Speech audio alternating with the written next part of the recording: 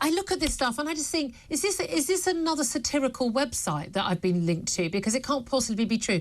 77 NHS trusts are signed up to a trans-supporting Rainbow badge scheme. This is sort of Stonewall-esque mermaids type scheme.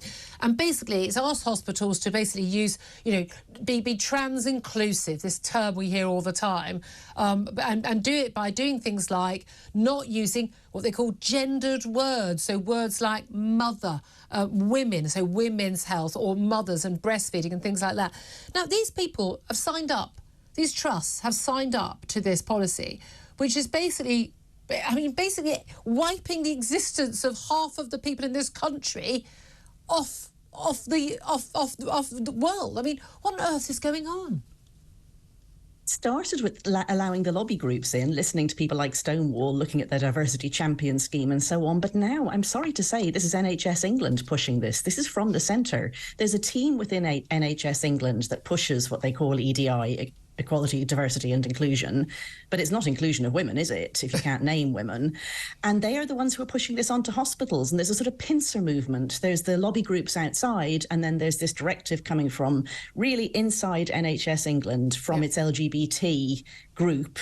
I think you'll find it's LGBTQIA plus group if you check more closely. I think they possibly haven't renamed it. And now, they are bypassing all the clinical directors because no clinician wants to do this, because anyone who's working with patients knows you need to use clear language so they understand you. One of the things they're saying is that you have to say colposcopy instead of smear tests. What? I didn't know they were colposcopies. I've apparently had several of those things. So if I got a letter saying I needed one, I'd be like, no, I don't. That sounds like something I don't need. Exactly. So, and also having things like women's health, saying this is about women. Women, you need to go for a cervical smear. In the same way that you say, men, you need to go and have your prostate checked. But the funny thing is, they never are wiping out words like father or men. Whenever you see any campaign by any NHS organisation or charity about men's cancer or men's health, I guess because some just do only affect men, it's always they use the word men.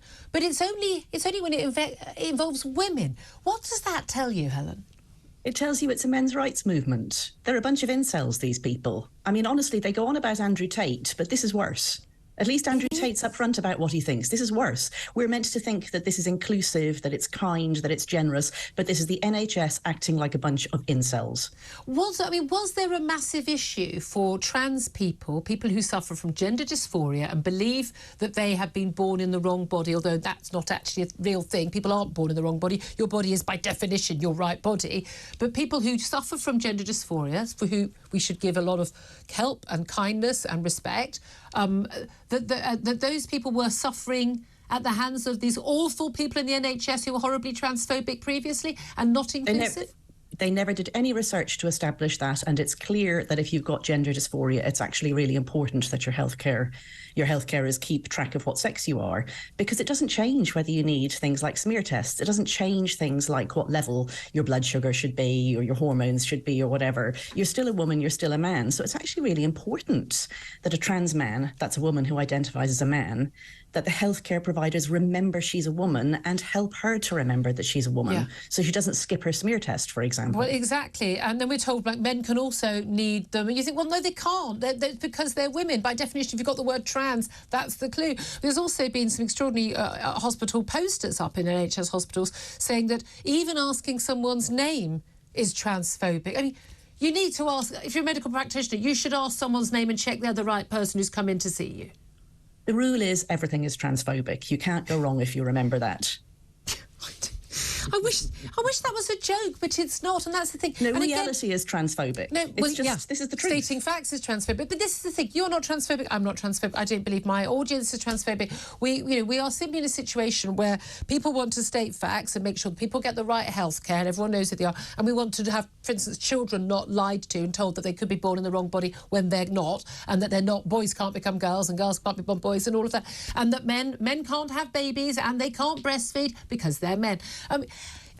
Where does this end? Has the tide turned? Are we at least at a point where we are exposing this? It's in mainstream newspapers. It's not just on Talk TV as it was for a long time. Are we getting to a point where enough people now know about this and are going, enough already? Because the tide is certainly turning on things like women's sport.